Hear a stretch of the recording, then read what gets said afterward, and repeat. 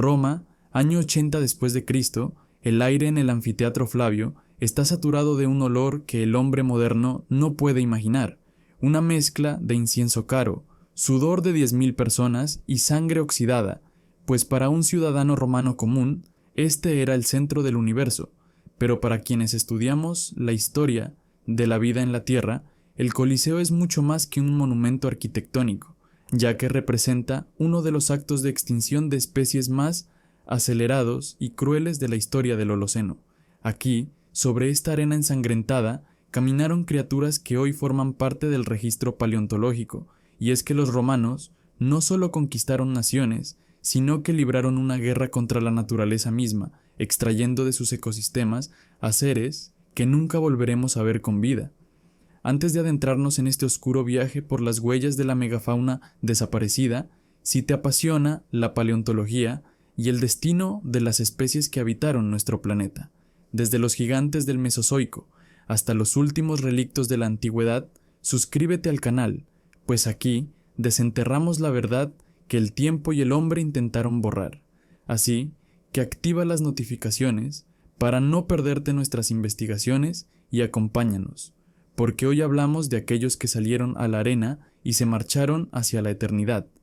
La escala de las venaciones no tiene parangón en la historia antigua, pues no se trataba de eventos aislados, sino de una industria extractiva estatal que movilizaba a miles de hombres, desde legionarios hasta mercenarios especializados que rastreaban cada rincón de los dominios imperiales para abastecer el insaciable mercado de la muerte, transformando el paisaje de las provincias romanas en un desierto biológico donde la ausencia de depredadores comenzó a alterar el equilibrio de los ecosistemas locales de manera irreversible. Esta maquinaria de guerra contra el mundo natural no se limitó a capturar ejemplares, sino que desmanteló las complejas jerarquías tróficas que habían tardado milenios en consolidarse desde el final del Pleistoceno, provocando una defaunación masiva que hoy los paleontólogos identifican como un precursor de la crisis de biodiversidad actual, donde el impacto humano comenzó a rivalizar con las fuerzas geológicas del pasado.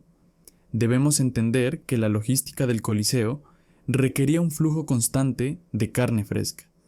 Los animales no eran mantenidos en zoológicos para su preservación, sino que eran consumibles de un solo uso, que llegaban en barcos diseñados específicamente para el transporte de fieras, donde muchos morían antes de ver la luz de Roma debido a la deshidratación y el estrés. El león de Berbería, Pantera leoleo, fue la víctima más prominente de esta política de exterminio, siendo un felino de dimensiones colosales y una morfología única adaptada a los inviernos de la cordillera del Atlas, poseyendo un cráneo más ancho y una musculatura pectoral diseñada para el terreno accidentado, características que lo convertían en el trofeo máximo para cualquier emperador que deseara demostrar su dominio sobre el continente africano. Este magnífico animal no solo enfrentó las redes de los cazadores, sino una alteración catastrófica de su hábitat debido a la expansión de la agricultura latifundista romana, que convirtió los bosques y matorrales mediterráneos en interminables campos de trigo para alimentar a Roma, empujando a los últimos supervivientes hacia rincones aislados donde su variabilidad genética se desplomó hasta su desaparición definitiva en el siglo XX. A nivel paleontológico, el león de Berbería representaba el último vínculo con los leones de las cavernas que una vez rugieron en toda Europa. Su pérdida no fue solo la de un animal, sino la de un linaje evolutivo que sobrevivió a la última glaciación, pero no al entretenimiento humano. Del mismo modo, en las profundidades de los bosques de la antigua Europa, el uro o Bos primigenius representaba la persistencia de una megafauna ancestral que parecía salida directamente de una pintura rupestre, un animal que podía alcanzar los 800 kilogramos de peso y que poseía una inteligencia y agresividad que lo hacían casi imposible de domesticar, funcionando como una especie clave que mantenía la estructura de los bosques abiertos mediante su pastoreo constante. Los romanos veían al uro no solo como una presa, sino como un desafío a su ingeniería y su valentía. Capturar a estos gigantes en las selvas de Germania requería trampas masivas y meses de asedio, solo para que el animal terminara sus días siendo acosado por perros de presa y flechas, ante una multitud que ignoraba que estaba presenciando el fin de los arquitectos de los ecosistemas forestales europeos. La historia de los elefantes del norte de África es igualmente desoladora, tratándose de un linaje de proboscideos que se había adaptado a las condiciones áridas del Magreb y que poseía una altura menor, lo que los hacía perfectos para la logística militar antigua, pero esta misma ventaja se convirtió en su condena cuando el imperio los utilizó como consumibles en espectáculos de masas donde se recreaban batallas históricas, sacrificando a cientos de ellos en una sola tarde, lo que provocó que para el siglo IV d.C. este clado evolutivo se hubiera extinguido por completo del registro fósil reciente, perdiendo para siempre una adaptación única de los elefantes al clima mediterráneo. Además, los registros zooarqueológicos indican que los romanos también exhibieron especies de las que apenas tenemos noticias, como variantes locales de leopardos y panteras que hoy han desaparecido de sus rangos geográficos originales.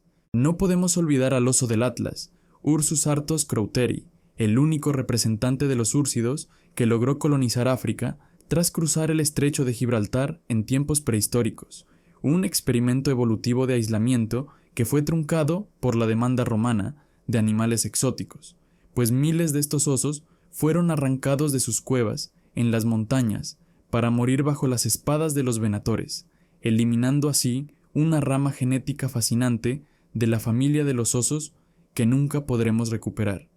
La ciencia moderna, mediante el análisis de isótopos estables en los restos de colmillos y huesos hallados en las cloacas y cimientos del Coliseo, nos revela historias de desnutrición y estrés crónico, demostrando que estos animales no solo murieron violentamente, sino que pasaron sus últimos meses de vida en condiciones de cautiverio deplorables, sufriendo un trauma biológico que resuena en las crónicas de la época.